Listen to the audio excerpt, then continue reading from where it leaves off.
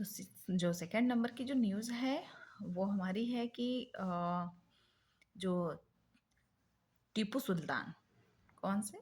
टीपू सुल्तान की बात करेंगे, ठीक। टीपू सुल्तान, ये टीपू सुल्तान जो थे वो सन ऑफ हैदर अली, हैदर अली, ठीक। किसके बेटे थे? हैदर अली के बेटे थे। कौन? टीपू सुल्तान। समझ आया? और ये जो हैदर अली थे, ये सिर्फ ऐसे ऐसे ये कह सकते हैं विजयी थे जिन्होंने सबसे पहले ब्रिटिश को हराया था। सबसे पहले किसको हराया था? ब्रिटिश को हराया था। ये ऐसे ऐसे ये वन डायनेस्टी से बिलोंग करते थे कि इन्होंने, हैदर अली ने सबसे पहले ब्रिटिशर्स को हराया था, ठीक है। और इसके बाद जैसे कि इनको, टीपू सुल्तान को हम कहते हैं tiger of Mysore, tiger of Mysore भी कहते हैं, ठीक है। टाइगर ऑफ मैसूर भी कहते हैं। और इसके बाद इनका जो शासन रहा था वो 1750 से लेके 1799 के बीच में इनका शासन रहा था, ठीक है। और इसके बाद मैसूर, मैसूर की अगर जैसे बात करेंगे तो मैसूर में 4 युद्ध हुए थे, 4 वार हुए थे। कौन कौन से वार हुए थे? चारों याद रखने वाली बात नहीं है इसमें। इसमें है कि फर्स्ट नंबर का जो वार था वो था कि जो फर्स्ट एंग्लो मैसूर वार, ये हुआ था 1767 से 69 के बीच में। और इसके बाद जो फोर्थ नंबर का मैसूर वार हुआ था वो हुआ था 1799 से, और 1799 में हुआ था ये, ठीक है। और इसके बाद इसी में टीपू सुल्तान की क्या हुई थी? डेथ हुई थी इसी में। टीपू सुल्तान की टीपू सुल्तान की डेथ भी हुई थी। समझ आ रहा है? इसी में टीपू सुल्तान की डेथ भी हुई थी।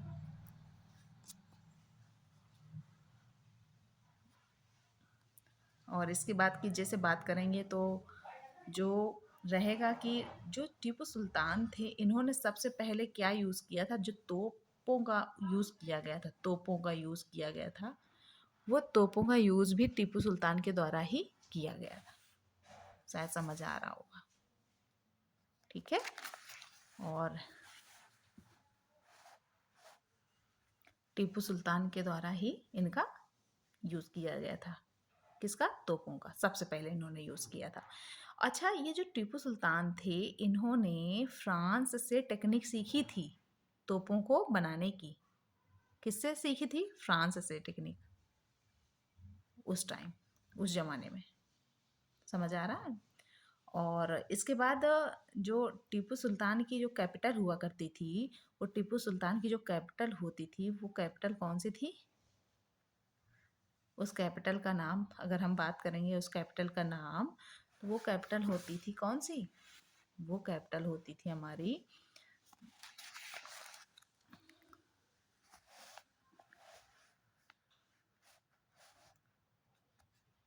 वो जो हमारे कैपिटल हुआ करती थी टीपू सुल्तान जो मानते थे, उसका नाम था श्री रंग पटना,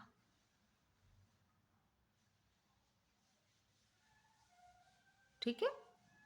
और ये जो श्रीरंगपटना नाम की जगह है ये कर्नाटका में है। कहाँ है? कर्नाटका में, ठीक। ये एक ऐसे पर्सन थे जिन्होंने, ये एक ऐसे पर्सन हैं जिन्होंने किसको फॉलो किया था? जैकोबियन को। नाम नोट कर लेना, बहुत इंपॉर्टेंट है।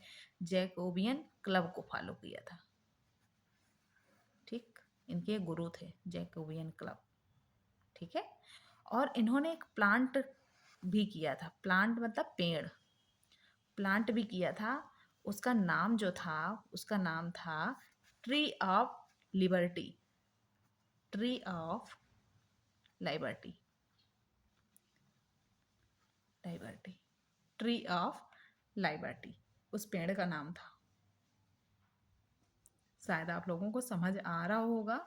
और इसके बाद अच्छा, ये ट्री ऑफ लिबर्टी जो थी, ये भी कहाँ थी? इन श्री रंगपटना में। कहाँ थी? श्रीरंगपटना में। और इसके बाद इन्होंने प्रमोट किया था, किसको प्रमोट किया था? प्रमोट किसको किया था? मैसूर सिल्क को। जो मैसूर का सिल्क है उसको भी इन्होंने प्रमोट किया था। मैसूर सिल्क को भी इन्होंने प्रमोट किया था। ये रही। और इसके बाद अगर हम बात करेंगे कि जो टीपू सुल्तान थे, इन्होंने लैंड रिवेन्यू सिस्टम को भी समाप्त किया था, बनाया था। समाप्त क्या किया था इन्होंने? लैंड रेवेन्यू सिस्टम को बनाया था। किसी ने? टीपू सुल्तान ने ही। और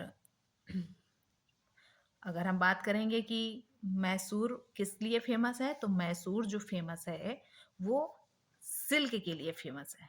किसके लिए? सिल्क के लिए। अच्छा, सिल्क की भी कई वैरायटी होती हैं, जैसे मुगा सिल्क हो गया, ठीक है, टिसर सिल्क हो गया, ठीक। ये मुगा और टिसर सिल्क जो हैं, ये बहुत अच्छी वैरायटी है सिल्क की, जो कि कहाँ पाई जाती हैं? असम में। कहाँ पाई जाती हैं? असम में, ठीक है। और अगर बात करेंगे कि स्टैच्यू स्टैच्यू ऑफ इक्वेलिटी कहाँ है? इक्वेलिटी, तो आप कहेंगे कि हैदराबाद में है, ठीक। क्वेश्चन बनते हैं, ठीक है। और इसके बाद कहेंगे कि स्टैच्यू ऑफ अगर हम बात कहेंगे कि स्टैच्यू ऑफ पीस कहाँ है, तब आप कहेंगे कि ये राजस्थान में है, ठीक। अगर हम बात करेंगे कि स्टैच्यू ऑफ यूनिटी कहाँ है, ठीक, तब आप बात करेंगे कि ये गुजरात में है। समझ आ रहा है? मैं आशा करती हूँ कि आप लोगों को समझ आ रहा होगा बहुत ही अच्छी तरीके से। तो ये हमारा आज का है। और इसके बाद अगर कहीं भी आप लोगों को प्रॉब्लम होती है तो आप लोग कमेंट बॉक्स में कमेंट किया करिए, और मैं पूरी कोशिश करूँगी कि आप लोगों का पूरी तरह से हेल्प किया जाए, ठीक है। Thank you.